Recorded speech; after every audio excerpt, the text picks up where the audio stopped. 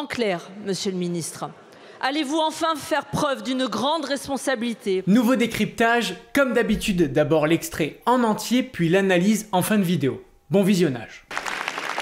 Monsieur le ministre de l'Intérieur, le rapport sur les frères musulmans en France, commandé par votre propre ministère, dresse le portrait accablant d'une offensive islamiste organisée, structurée, infiltrée dans nos écoles, nos associations, nos institutions et jusque dans certains quartiers de la République.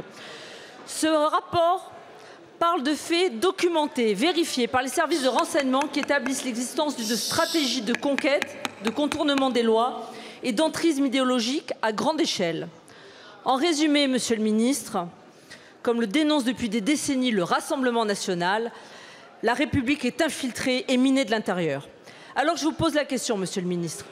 Souhaitez-vous vraiment faire de la lutte contre ces idéologies une priorité pour tous? Souhaitez-vous les faire sortir de l'ensemble des champs d'activité économiques, sociaux, culturels dans lesquels elles sont déjà présentes?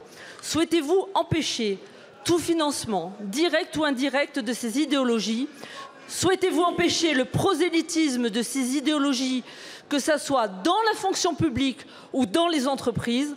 Souhaitez-vous éloigner du territoire français les étrangers islamistes? Souhaitez-vous faire de l'attachement à l'idéologie islamiste une circonstance aggravante dans le code pénal et créer une peine d'indignité nationale pour ceux qui prônent des idéologies islamistes? En clair, Monsieur le Ministre, allez-vous enfin faire preuve d'une grande responsabilité et inscrire à l'ordre du jour la proposition de loi déposée par Marine Le Pen depuis maintenant plus de 4 ans, Monsieur le Ministre, visant à lutter contre les idéologies islamistes? Je vous remercie. Merci beaucoup. La parole est à Monsieur Bruno Retailleau, ministre de l'Intérieur. Madame la Présidente, Mesdames, Messieurs les députés, Madame la députée, ce rapport que j'ai trouvé en arrivant à Beauvau sur mon bureau a été commandé par 3 ministères, le ministère de l'Intérieur, le ministère des Affaires étrangères et le ministère des Armées. C'est un rapport qui souligne très clairement une menace à la fois sur notre tissu associatif, sur les institutions républicaines et aussi sur la cohésion nationale. Face à cette menace, il faut bien entendu réagir. Et nous allons réagir évidemment dans 3 directions.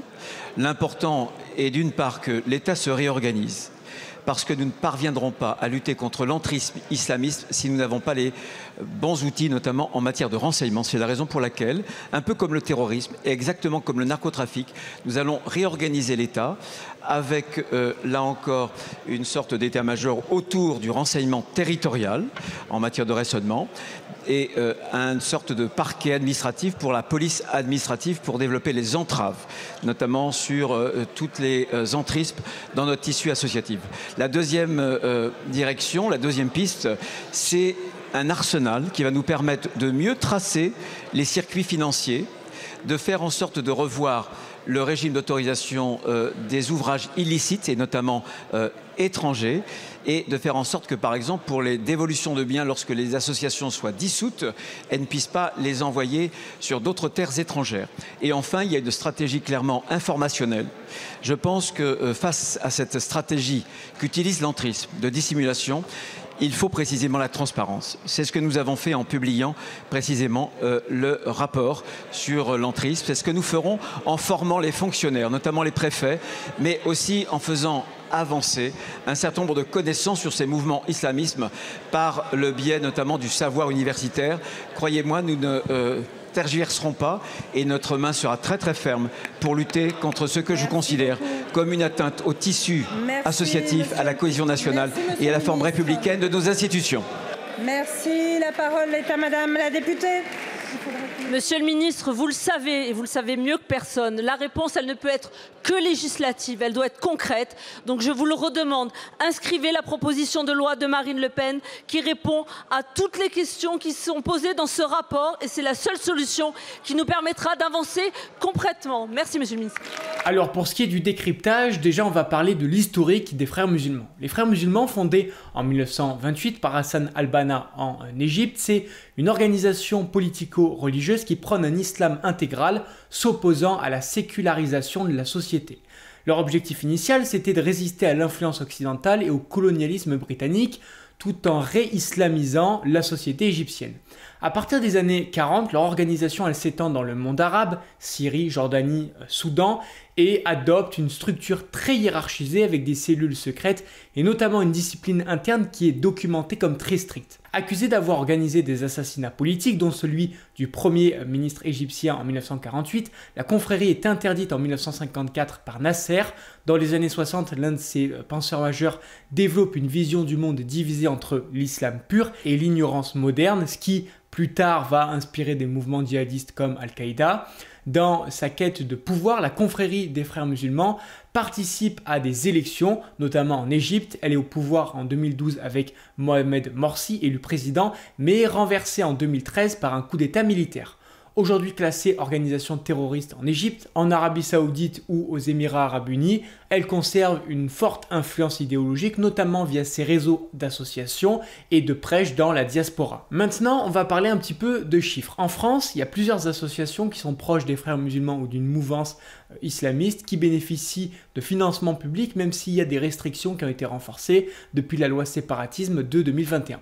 Selon les rapports du Sénat et de la DGSI, les associations comme Musulmans de France, anciennement l'UOIF, proches idéologiquement de la confrérie, ont longtemps perçu des subventions, notamment pour des projets cultuels. En 2016, l'UOIF bénéficiait encore de près de 800 000 € de subventions cumulées selon Le Figaro. Les circuits de financement ils sont multiples, dont Fidèle envoie depuis des fondations basées au Qatar ou en Turquie, ou via des circuits indirects comme des ONG caritatives. Certaines mosquées elles sont construites par ces courants et reçoivent également des financements étrangers, même si c'est soumis à déclaration depuis la loi de 2021. Le renseignement intérieur il estime que le courant frériste a réorienté sa stratégie vers l'entrisme associatif, l'influence éducative, donc tout ce qui va être lié aux écoles privées musulmanes et les ONG juridiques de défense des droits, donc comme le CCIF avant sa dissolution.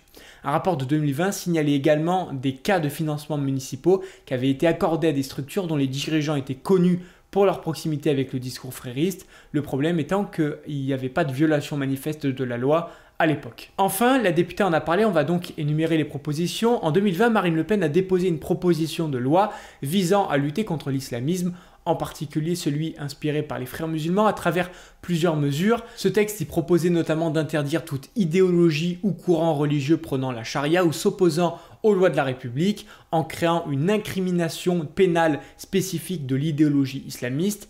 Elle proposait également la dissolution automatique de toute association ou structure prônant, même indirectement, l'application de règles religieuses en contradiction avec la laïcité, voile, séparatisme, refus des activités mixtes, pression communautaire.